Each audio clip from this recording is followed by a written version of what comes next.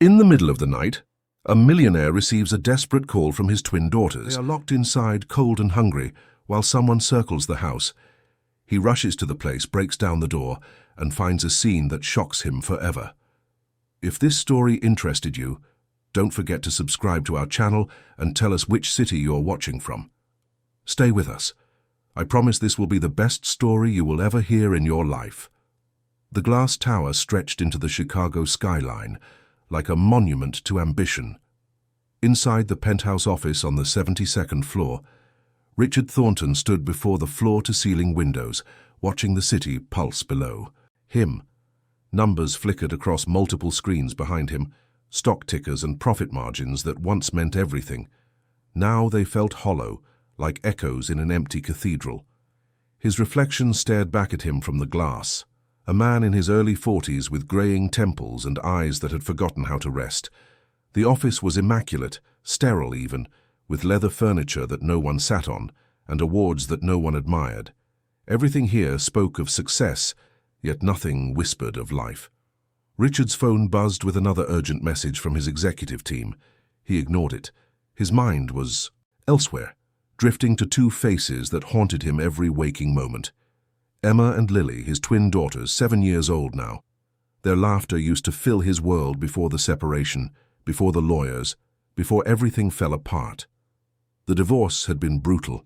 His ex-wife Jennifer had painted him as a workaholic monster, too consumed by his empire to notice his own family crumbling. The court proceedings had felt like a carefully orchestrated performance, with psychologists testifying about his emotional unavailability, witnesses describing his long absences, reports documenting his supposed inability to prioritize his children. He had believed it all, accepted the guilt, signed the papers that gave Jennifer primary custody. The girls would visit him twice a month, supervised and scheduled like business meetings. But something had never sat right. The way Jennifer's lawyer had seemed too prepared, too confident. The way certain documents appeared at precisely the right moments. The way the child psychologist had avoided his eyes during testimony. 3 months ago, Richard had hired a private investigation firm. Not to hurt Jennifer, he told himself, but to understand. To know if he truly was the villain in this story, or if something darker had been at play. Yesterday, the investigators delivered their preliminary findings. Richard's hands had trembled as he read through the folder. Falsified psychological evaluations, paid testimonies, a child psychiatrist who had received a substantial deposit into an offshore account just weeks before the custody hearing. The truth was a knife twisting in his chest. He had not just lost his daughters, he had been robbed of them through deception and manipulation.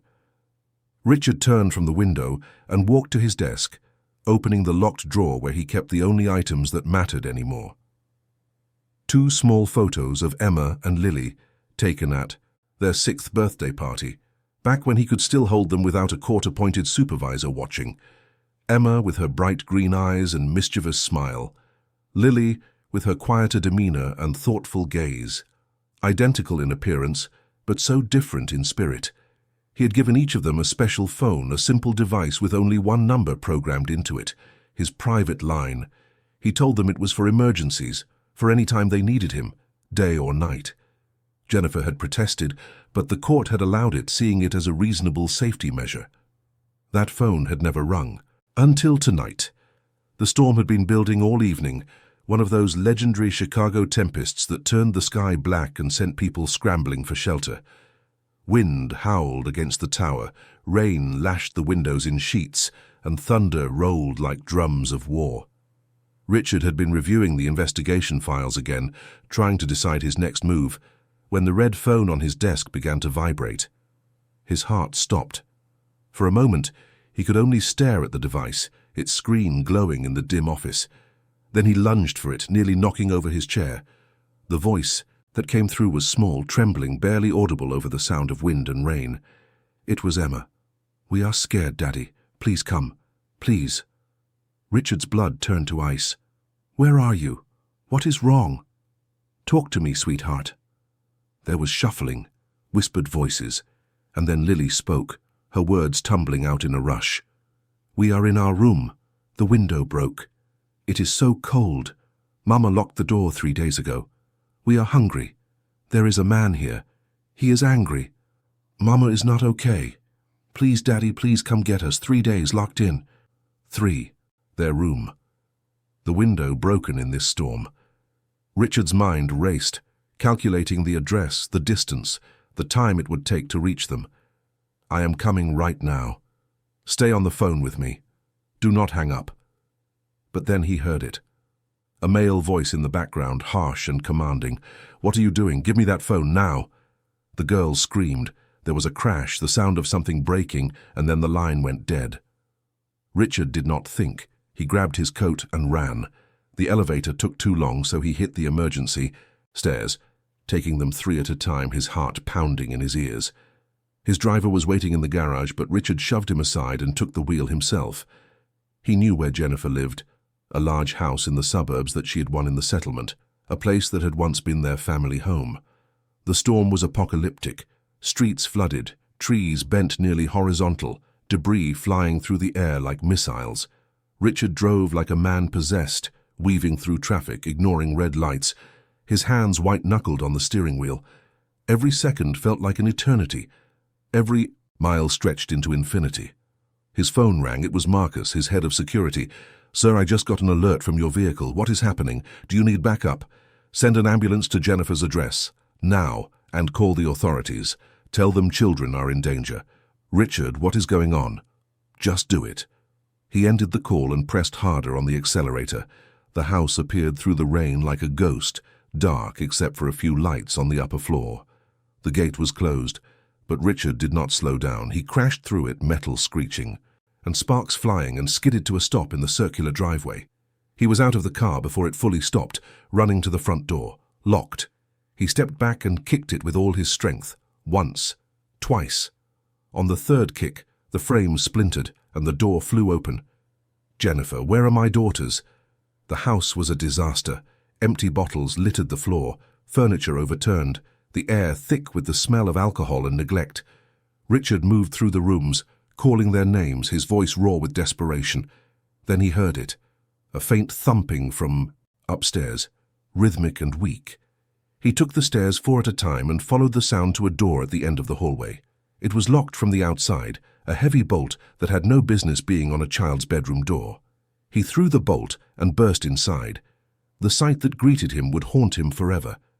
Emma and Lily were huddled together in the corner, wrapped in a thin blanket that was soaked through from the rain pouring in through the shattered window. Their faces were pale, their lips tinged blue, their eyes wide with terror and relief. The room was freezing, the floor covered in water and broken glass. A small pile of crumbs sat between them, the remnants of whatever scraps they had managed to save.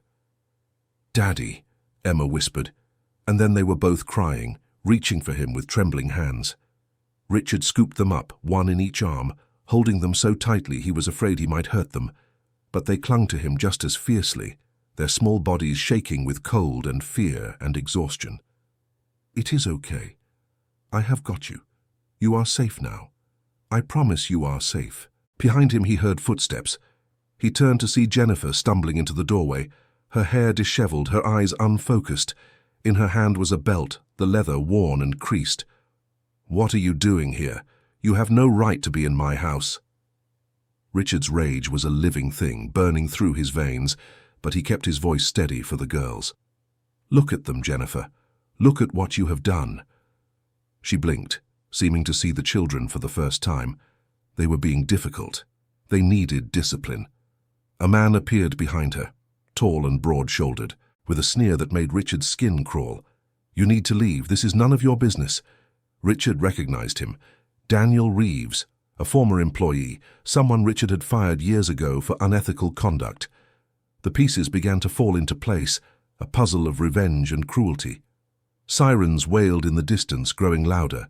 Richard adjusted his grip on the girls, shielding them from the cold wind still howling through the broken window. "The ambulance is on its way. You two can explain yourselves to them." Jennifer's face twisted with anger, but before she could speak, paramedics rushed into the room, followed by police officers. Richard stepped aside, letting the professionals take over, but he never let go of Emma and Lily. They refused to release him either. their fingers digging into his coat like anchors. The paramedics worked quickly, wrapping the girls in thermal blankets, checking their vital signs, asking gentle questions. Richard answered what he could, his voice mechanical, his mind still reeling. Hypothermia, severe dehydration, possible respiratory damage from prolonged exposure to cold, malnutrition, psychological trauma. Each word was a hammer blow. At the hospital, the girls were rushed into the emergency room.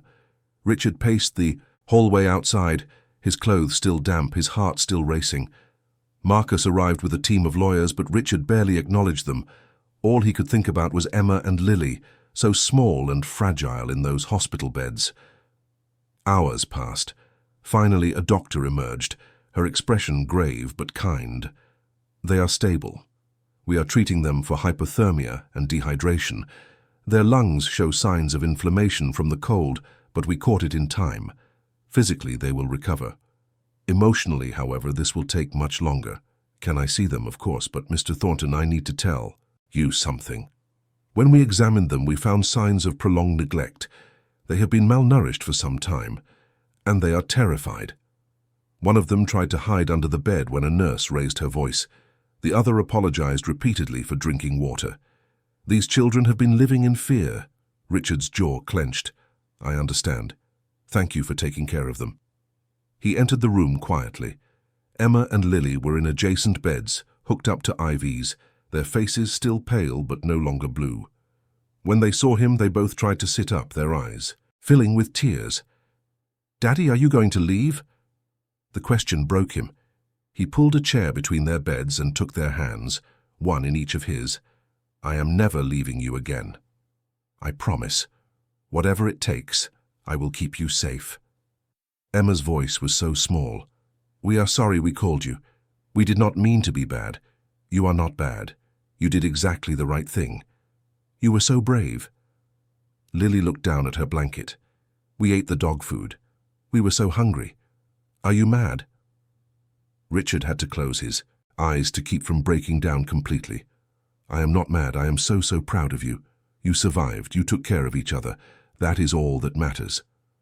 He stayed with them through the night, holding their hands, singing softly when they whimpered, chasing away the shadows that made them flinch.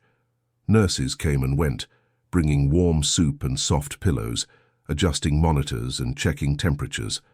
Slowly the girls began to relax, their breathing evening out, their grip on his hands loosening just slightly. As dawn broke over the city, Richard made a decision. He pulled out his phone and composed a message to his board of directors. Effective immediately, "I am stepping down as CEO. My family needs me, and I will not fail them again." He hit send without hesitation. The empire he had built, the fortune he had amassed, the reputation he had cultivated, none of it mattered anymore. Only Emma and Lily mattered. Only making sure they never felt afraid or hungry or alone again. But even as he sat there, watching his daughters sleep peacefully for the first time in who knew how long, Richard knew this was far from over. The investigation had uncovered deception, but there were still questions. Who else was involved? How deep did the conspiracy go? And what would Jennifer and Daniel do now that their secrets were exposed? The answers would come soon enough. For now, Richard simply held his daughters close and whispered promises into the quiet morning air. Promises he intended to keep, no matter what it cost him. The days following the rescue blurred together in a haze of hospital rooms, legal consultations, and sleepless nights. Richard transformed the sterile hospital room into a sanctuary for Emma and Lily. He brought in soft lamps that cast warm, gentle light, chasing away the harsh fluorescent glare that made the girls flinch. He learned to braid their hair, watching tutorial videos on his phone at 3 in the morning, practicing until his fingers knew the movements by heart. He sang lullabies he half remembered from his own childhood, his voice rough but sincere. The twins were healing physically, but the emotional scars ran deeper than any doctor could measure. Emma would wake up screaming, convinced she was still locked in that freezing room. Lily would hoard food under her pillow, terrified that someone would take it away. Both girls apologized constantly, for breathing too loudly, for needing water, for existing.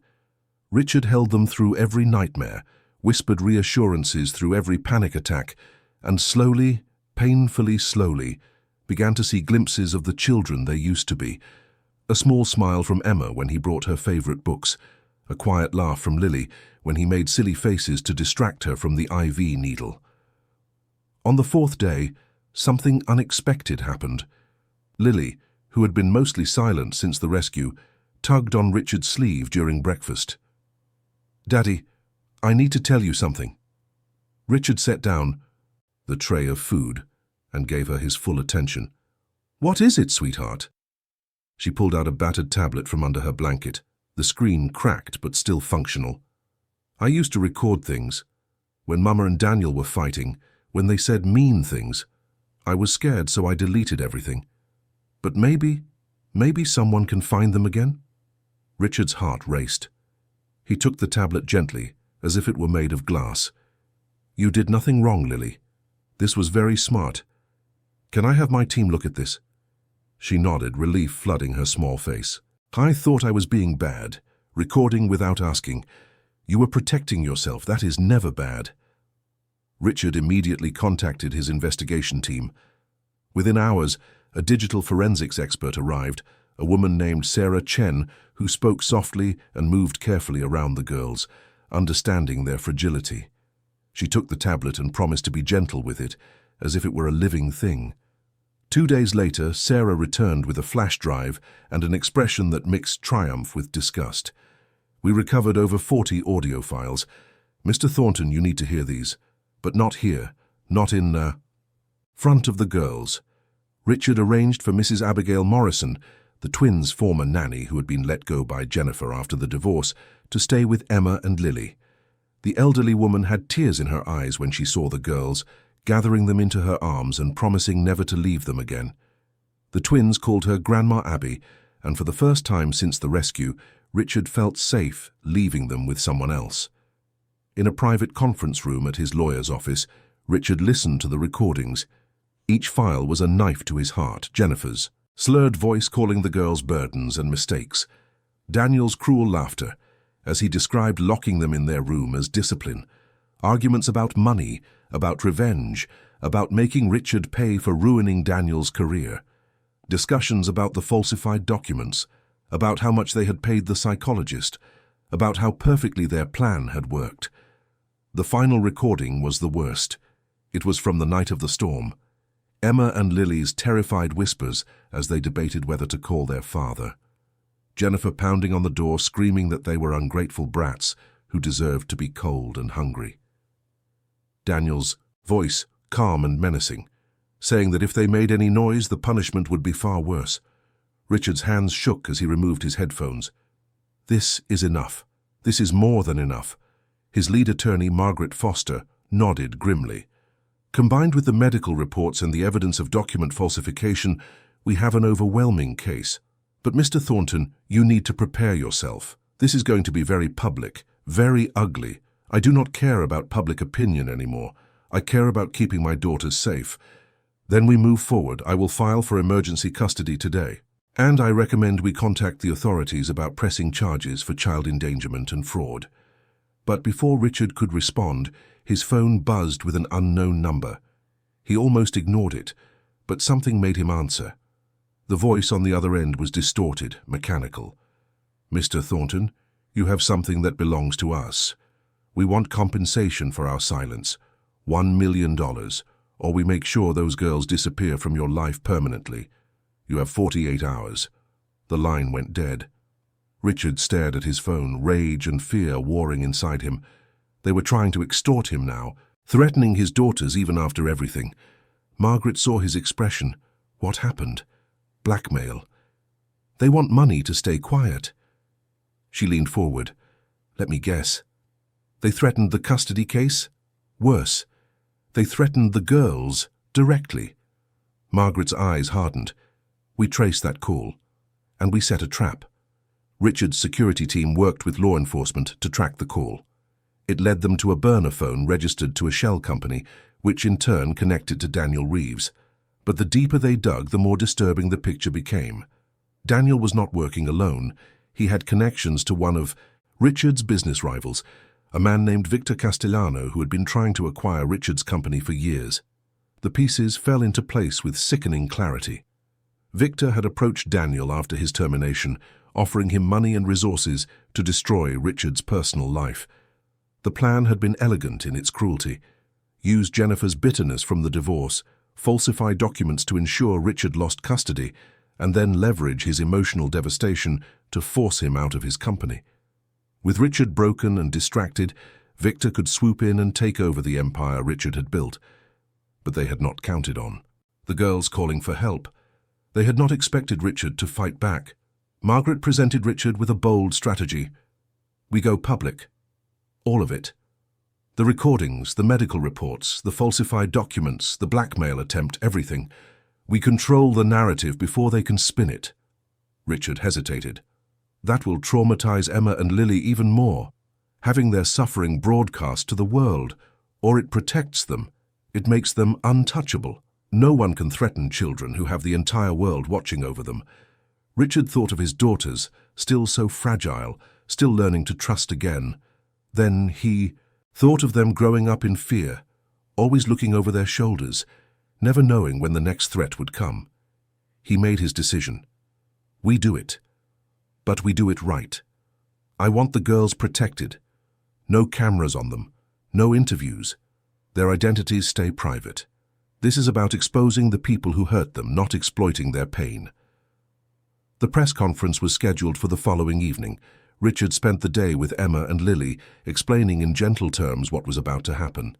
He promised them that they would never have to see Jennifer or Daniel again, that Grandma Abby would stay with them, that their new home would have no locked doors and no broken windows. Emma, always the braver of the two, asked the question that had been haunting her. Daddy, are we going to be okay? Richard pulled both girls into his lap, holding them close. Yes, sweetheart. We are going to be more than okay. We are going to be happy. I promise you. That night, Richard stood before a room full of reporters and cameras. He did not read from a script. He spoke from his heart, describing the night of the rescue, the condition he found his daughters in, the evidence of systematic neglect and manipulation. He played excerpts from the recovered audio files, each word landing like a bomb in the silent room. He showed medical reports, redacted to protect the girls' privacy but clear in their conclusions. He presented the falsified documents and the paper trail of bribes, and then he did something unexpected. He streamed the entire presentation live on social media, bypassing traditional media filters, letting millions of people see the truth in real time. The response was immediate and overwhelming. Hashtags trended worldwide. Support poured in, from strangers who were moved by the story. Outrage directed at Jennifer, Daniel, and Victor Castellano reached a fever pitch. Within hours, law enforcement had no choice but to act. Arrest warrants were issued. Jennifer and Daniel were taken into custody, their faces splashed across every news outlet. Victor Castellano tried to distance himself, but the evidence was too strong. His involvement in the conspiracy was undeniable. The legal proceedings moved swiftly. Richard's attorneys presented the mountain of evidence and the defense crumbled. Jennifer's lawyer tried to paint her as a victim of circumstance, struggling with personal issues, but the recordings of her cruelty toward Emma and Lily destroyed any sympathy. Daniel attempted to claim he was just following Jennifer's lead, but his own words on the audio files proved his active participation and enjoyment of the girl's suffering. The courtroom was packed when the judge delivered her ruling. Full custody to Richard Thornton, effective immediately. Jennifer's parental rights were terminated. Daniel and Jennifer faced charges of child endangerment, fraud, and extortion. Victor Castellano was charged as an accessory and faced additional corporate fraud charges. But Richard barely heard the verdict. His mind was already elsewhere, planning the future he would build for his daughters. He took Emma and Lily far from Chicago, away from the media circus and the painful memories. They drove across the country, stopping at national parks and small towns, eating ice cream for breakfast and staying up late to watch stars. The girls were hesitant at first, waiting for the other shoe to drop, but slowly they began to believe in this new reality. Lily started laughing again, a sound Richard had feared he would never hear. Emma stopped apologizing for everything, her natural confidence beginning to resurface. They both still had nightmares, still flinched, at loud noises, but the terror was fading, replaced by cautious hope. Their journey ended at a small coastal town in Northern California, where the ocean met the sky in endless blue. Richard had purchased a modest house, nothing like the glass tower in Chicago. This home had wide windows that opened to let in fresh air, a garden where the girls could plant flowers, and most importantly, no locks on any interior doors. Grandma Abby was waiting for them, having arrived ahead to prepare the house. She had filled it with warmth, soft blankets, books, and the smell of fresh-baked cookies. When Emma and Lily saw her standing in the doorway, they ran to her, and the three of them held each other and cried happy tears. That first night in their new home, Richard tucked the girls into their beds, side by side in a room painted soft yellow with stars on the ceiling. He gave each of them a small necklace with a golden key charm. Emma held hers up to the light. "What does it open, Daddy?" Richard smiled. "It does not open anything real. It is a reminder, a promise. No door will ever be locked to you again. Not in this house, not in my heart. You are free, you are safe, you are loved." Lily clutched her necklace to her chest. "Can we really stay here forever? As long as you want. This is your home. Our home." The girls fell asleep, holding their keys, smiles on their faces for the first time in so long. Richard sat between their beds, watching them breathe, marveling at their resilience, their capacity to heal and hope, despite everything they had endured. Months passed. The girls started school, made friends, learned to ride bikes along the beach. They still had hard days, moments when the past crept back in, but those moments grew fewer and farther between. Richard had stepped away from his corporate empire entirely, selling his shares and using the money to establish a foundation for children in crisis. He spent his days being present, being the father he should have been all along. On the twins' 8th birthday, they celebrated with a small party in the garden. Neighbors came, bringing gifts and laughter. Grandma Abby made a cake decorated with sunflowers, Emma and Lily's favorite. As the sun set over the ocean, painting the sky in shades of gold and pink, the girls blew out their candles together. Making wishes they whispered only to each other. Richard watched them, his heart so full it ached. He thought about the man he used to be, trapped in that glass tower, measuring his worth in numbers and achievements. That man had been successful but empty. This man, standing in a garden with dirt under his fingernails and his daughter's laughter in his ears, this man was truly rich. Emma ran to him, throwing her arms around his waist. "Daddy, thank you for saving us," Richard knelt down, pulling both girls close. "You saved yourselves. You were brave enough to ask for help." "I just answered the call." Lily rested her head on his shoulder. "Are you happy, Daddy?" He looked at their faces, glowing in the golden light, free from fear, full of life and possibility. "I have never been happier." As night fell, they sat together on the porch, watching fireflies dance in the garden and listening to the waves crash against the shore. The past would always be part of their story, but it no longer defined them. They had walked through darkness and emerged into light together. Richard held his daughters close, feeling their steady heartbeats, their warm breath, their absolute trust. He had lost everything that did not matter and gained everything that did. The keys around their necks caught the moonlight, glinting like promises kept, like doors opened, like freedom finally found.